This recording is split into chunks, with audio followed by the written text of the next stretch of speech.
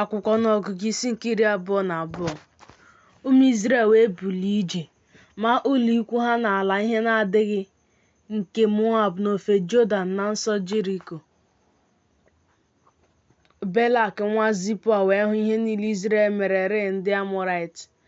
Moab wee tụọ ụjọ ndị Izrel nke ukwuu n'ihi na ọtụtụ ka ha dị. Ike gwụsịa Moab n'ihu ụmụ Izrel. Moab wee sị ndị okenye Midian, ugbu a mkpokọta nke a ga-arachapụ ihe niile nke dị anyị gburugburu, dịka ehi na-arachapụ akwụkwọ ndụ nke ọhịa. Belak nwa Zipoa bụkwa eze Moab na mgbe ahụ. O wee zigara Belam nwa Beoa ndị ozi ruo Petua nke dị n'akụkụ osimiri, bụ ala nke ụmụ ndị ya, ịkpọ ya sị, lee, otu ndị esiwo n'Ijipt pụta. Lee, ha ekpuchiwo ihu ala ndị ahụ na-anọkwa na ncherịta ihu m. Ma ugbu a biko bịa, bụọrọ m ndị nke a ọnụ, n'ihi na ndị dị ike ka ọ bụ karịa m. Eleghị anya m ga-enwe ike ka anyị wee tigbuo ha wee chụpụ ha n'ala, n'ihi na amawo m na onye ị na-agọzi bụ onye a gọziri agọzi, ma onye ị na-abụ ọnụ bụ onye a na-abụ ọnụ. Ndị okenye Moab na ndị okenye Midian wee jee, ihe niile ịjụ ase dịkwa n'aka ha. Ha wee bịakwute Belam gwa ya okwu niile nke Belak.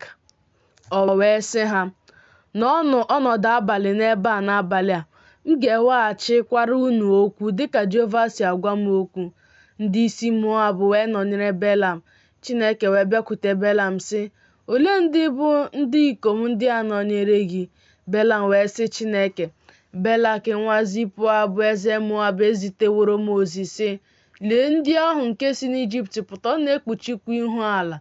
Ugbu a bịa kọchara m ha, eleghị anya m ga-enwe ike ibuso ha agha, m ga-achụpụkwa ha.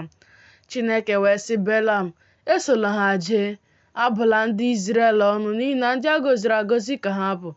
Belam wee bilie n'ụtụtụ sị ndị isi Belak, laanụ n'ala unu, n'ihi na Jehova na-ajụ ikwe ka m soro unu jee. Ndị isi Moab wee bilie bịakwute Belak sị, Belam na-ajụ isoro anyị bịa. Belak wee zigakwa ndị isi ọzọ dị ọtụtụ dịkwa nsọpụrụ karịa ndị ahụ.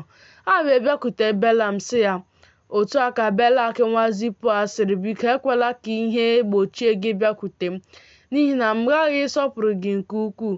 Ọ bụkwa ihe ọbụla ị ga-asị m ka m ga-eme, ma biko bịa kọchara m ndị nke a. Belam wee zaa sị ndị ohu Belak, ọ bụrụ na Belak enyewo m ojuju ụlọ ya nke ọlaọcha na ọlaedo, apụghị m ịgabiga okwu ọnụ nke Jehova bụ Chineke m ime ihe nta maọbụ ihe ukwu. Ma ugbu a biko, nọdụnụ n'ebe a, ọbụla unu onwe unu abalị a, ka m wee mara ka Jehova ga-akpanyere m ọzọ. Chineke wee bịakwute Belam n'abalị sị ya, ọ bụrụ na ọ bụ ịkpọ gị ka ndị ikom ahụ bịara, gị bilie soro ha jee, ma naanị okwu nke m na-agwa gị, nke ahụ ka ị ga-eme. Belam wee bilie n'ụtụtụ, jikwa nne ịnyịnya ibu ya soro ndị isi Moab jee. Iwe Chineke wee dị ọkụ n'ihi na ọ na-eje. Mmụọ ozi nke Jehova wee guzo onwe ya n'ụzọ ịbụ onye na-emegide ya, ma ya onwe ya na-anọkwasị na nne ịnyịnya ibu ya. Ụmụ okorobịa ya abụọ sokwa ya. Nne ịnyịnya ibu ahụ wee hụ mmụọ ozi nke Jehova ka ọ na-eguzo n'ụzọ. Mma agha ya mịpụtara amịpụta dịkwa n'aka ya.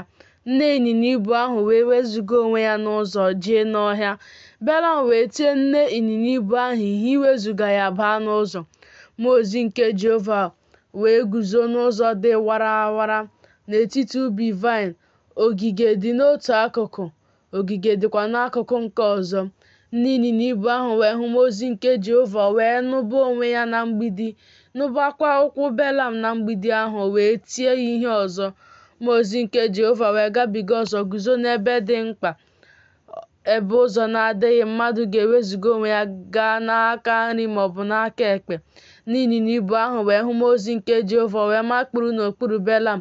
Iwe Belam wee dị ọkụ, o were mkpanaka ya tie nne ịnyịnya ibu ahụ.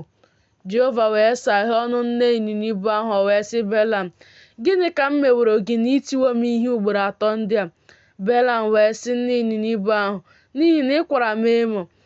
ọ ga-adị m nnọọ mma ma a sị na mma agha dị n'aka m, n'ihi na ugbu a m ga-egbuworu gị. Ndị ịnyịnya ibu ahụ wee sị Belam, mụ onwe m abụghị ndị ịnyịnya ibu gị nke nọkwasịworo na m n'ogologo mgbe ruo taa. Anọ m na-eme gị otu a ma ọlị? Ọ sị mba. Jehova wee sahie anya Belam abụọ. O wee hụ mmụọ ozi nke Jehova ka ọ na-eguzo n'ụzọ.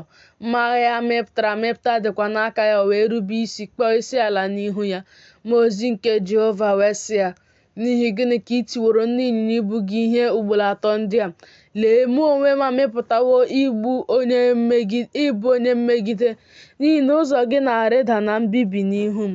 Ndị ịnyịnya ibu gị wee hụ m wezuga onwe ya n'ihu m ugboro atọ ndị a.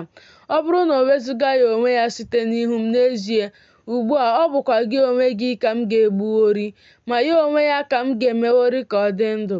Belam wee sị mmụọ ozi nke Jehova, emehiewo m, n'ihi na amaghị m na gị onwe gị na-eguzo onwe gị izute m n'ụzọ. Ma ugbu a, ọ bụrụ na ọ jọọ njọ n'anya gị, m ga-alaghachi n'onwe m. Mmụọ ozi nke Jehova wee sị Belam, soro ndị ikom ahụ jee, ma naanị okwu ahụ nke m ga-agwa gị, nke ahụ ka ị ga-ekwu. Belam wee soro ndị isi Belak jee. Belak wee nụ na Belam abịawo, wee pụta izute ya ruo obodo Moab, nke dị n'oke ala Anọn, nke dị na nsọtụ oke ala ahụ. Belak wee sị Belam, eziteghị m ozi ike n'ebe ị nọ ịkpọ gị, n'ihi na gịnị ka ị na-abịakwuteghị m? Ọ bụ eziokwu na apụghị m isoro gị jee?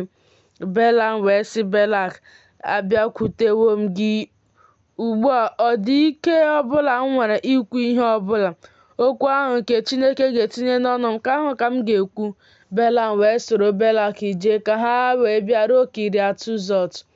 Belak wee chụọ igwe ehi na igwe ewu na atụrụ na àjà, wee zigara Belam, zigakwara ndị isi ndị ha na ya nọ. O ruo n'ụtụtụ, na Belak kuru Belam mee ka ọ rigo na Bamot Beal.